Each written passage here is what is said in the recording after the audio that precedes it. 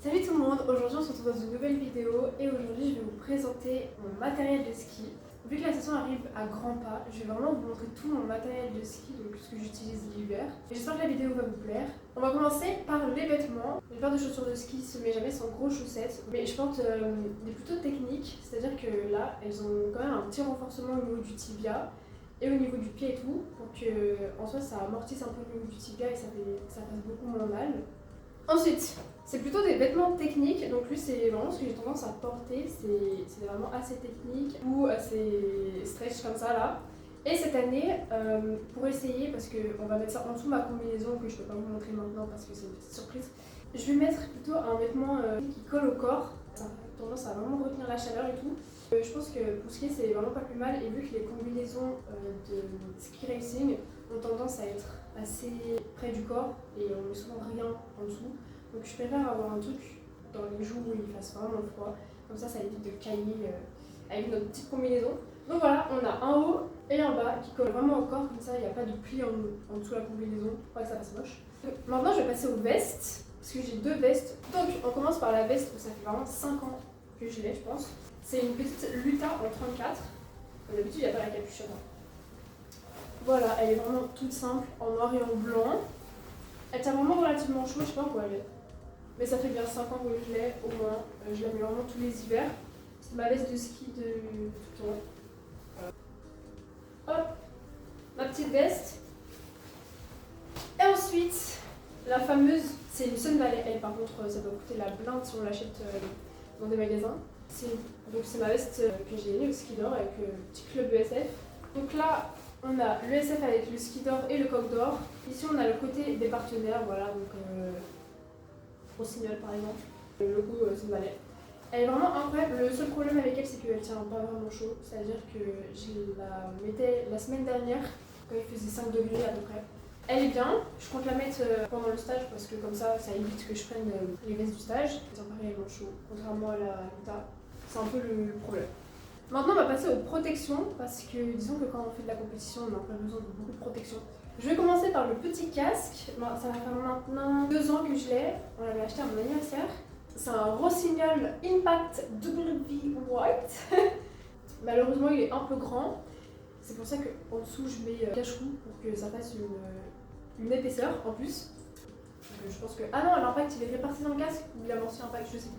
Il y a un bail dans le genre. Il est associé à mon masque. Mon masque que j'ai eu il y a 2 ans. C'est un Oakley Flyback. Je le trouve absolument magnifique. Je crois qu'il y avait une édition limitée ou une édition spéciale pour avoir le Oakley comme ça, je sais plus. En tout cas, c'est un prisme et c'est une catégorie 3. Je trouve que la couleur est vraiment trop belle. Ça tient pas. L'avantage de ce masque, c'est qu'on peut enlever le verre pour le remplacer avec un verre de jour blanc. Je vais prendre l'exemple avec celui de ma sœur. Voilà, on peut enlever le masque pour avoir le masque jour blanc. C'est vraiment pratique. C'est compliqué à faire parce que l'année dernière on a galéré. Mais c'est pratique. Comme ça évite d'acheter 2 masques différents. Maintenant on va passer aux gants. Au début j'avais des gants, c'était des Rush, des gants absolument normaux. Mais l'année dernière on les a remplacés pour des Lecky World Cup Racing, des Trigger 5. Alors eux, l'avantage qu'ils ont, c'est que déjà ils sont coqués là. Voilà, on entend. Ici il y a quand même quelques renforts. Et que pour les bâtons Lecky, il y a déjà le système d'accroche pour éviter de se trimballer avec... Ça normalement c'est un système qu'on a déjà sur les bâtons, qu'on met sur les gants pour avoir le système d'accroche ici. Avant j'avais ces gants là et je mettais donc le système d'accroche sur ces gants avec les bâtons aussi. Enfin, les bâtons qui s'accrochent là. Mais du coup, vu que eux ils sont associés avec les bâtons directement, puisque techniquement c'est la même marque, donc du coup ils ont déjà le système pour éviter de se trimballer avec ça, même si en soi c'est pas trop dérangeant je trouve. Après les gants, maintenant on va passer au protège tibia. Donc ça c'est surtout pour du slalom. Eux, je connais pas trop le modèle parce qu'en soi on les a achetés d'occasion parce que c'est quand même la blinde. C'est les petits Scott, ils sont vraiment, enfin ils sont tout neufs. Ils ont servi l'année dernière. Ça se met comme ça. Voilà en général et du coup c'est par là où on tape les piquets. Pour finir avec les protections, on a bien évidemment une dorsale qui n'est pas obligatoire mais c'est quand même pratique. C'est une petite dénaise donc ça peut servir pour la moto, pour le ski. Donc voilà, c'est quand même pratique et je crois que c'est pas, y a pas un truc où elle s'adapte au corps. Oui, elle est assez modulable mais en même temps si on tombe, elle renforce de fou. Aïe. Par contre, la dorsale est obligatoire pour le ski d'or. Donc, si vous n'avez pas de dorsale, vous faites pas le ski d'or. En soi, il faut savoir que c'est la première année que je skie avec une dorsale, parce que pour moi, je voyais pas trop l'intérêt.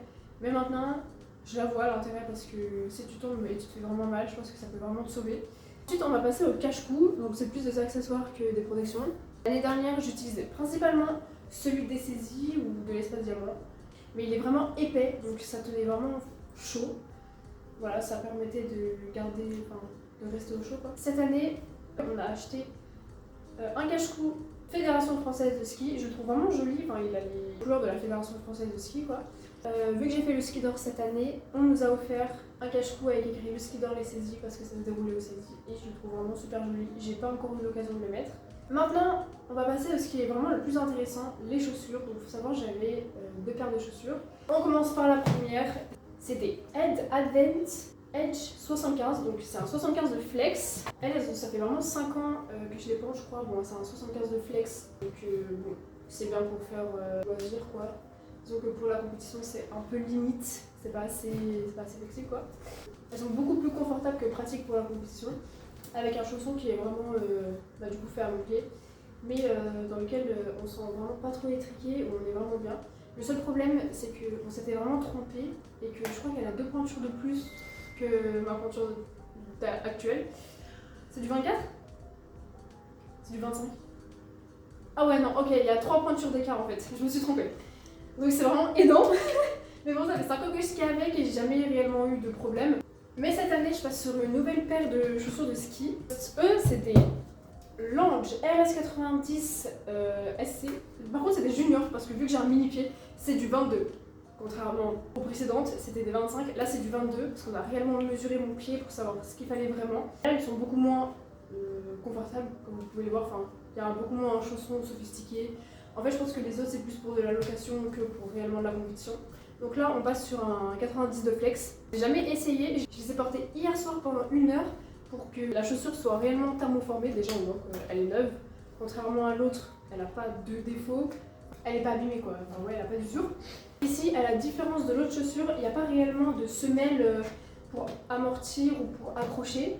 Voilà, là, on voit qu'il y a des trucs pour accrocher, pour pas glisser sur la glace. On voit très clairement qu'il ne s'agit pas du tout de la même semelle. Oh non mais attends, elle est énorme. La différence de la taille, on la voit ou pas? Bon, elle est vraiment vachement beaucoup plus grosse que celle-là.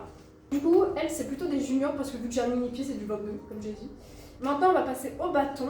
Donc là aussi, j'ai 2 paires de bâtons parce qu'en soi, il en faut vraiment un pour le géant et un pour le slalom. Je vais commencer par ceux de slalom. Donc ceux de slalom, ils ont des protections au niveau de la poignée, en complément des gants. Parce que du coup, là, évidemment, il y a les coques.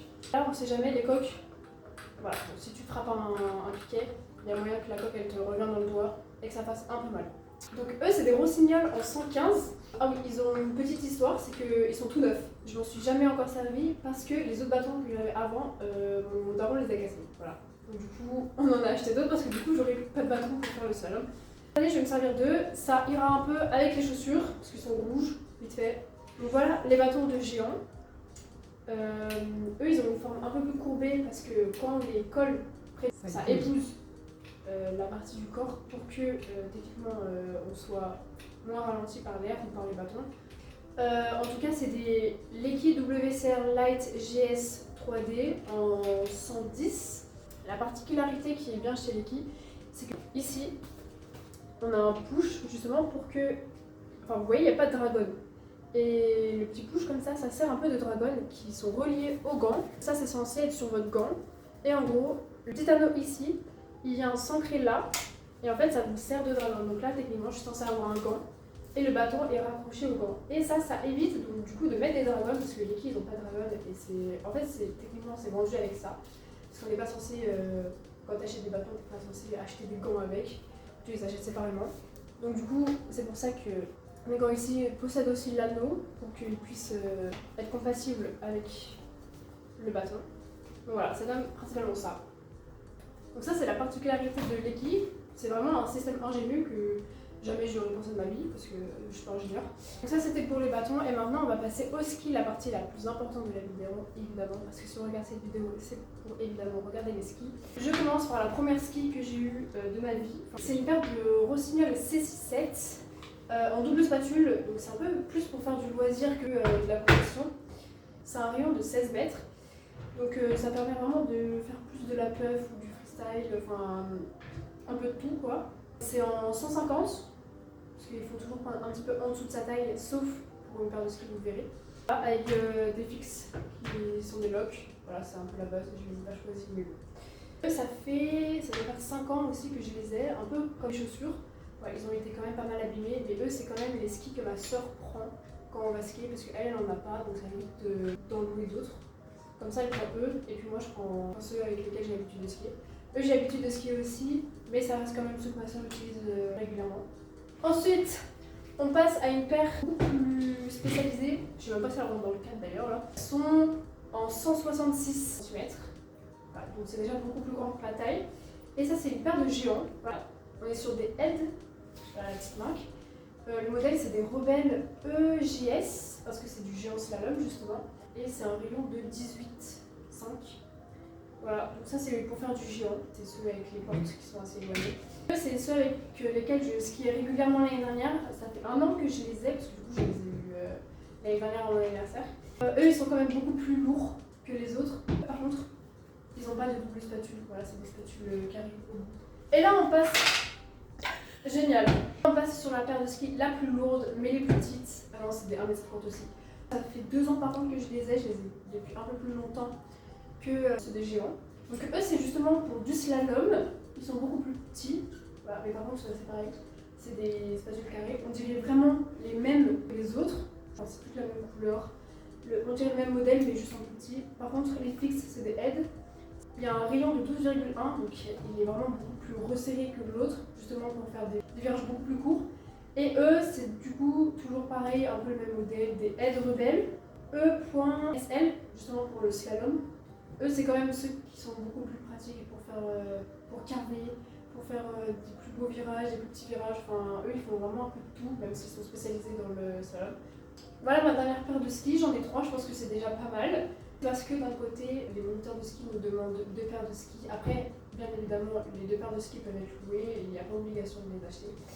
Donc voilà, j'espère que cette vidéo vous aura plu. Je tiens à dire que je ne suis absolument pas sponsorisée par aucune marque, genre soit Rossignol, Ed, Lecky, enfin peu importe, ou même Lange. Je suis absolument pas sponsorisée, même si j'aimerais beaucoup. J'espère avoir été assez claire. Si vous avez des questions, n'hésitez pas à me les dire dans les commentaires et j'y répondrai. Bah écoutez, on se retrouve bientôt dans une nouvelle vidéo. Et n'hésitez pas à vous abonner et à laisser des likes. Et moi, je vous fais plein de gros bisous. Et j'ai hâte de vous retrouver pour une prochaine vidéo. Au revoir!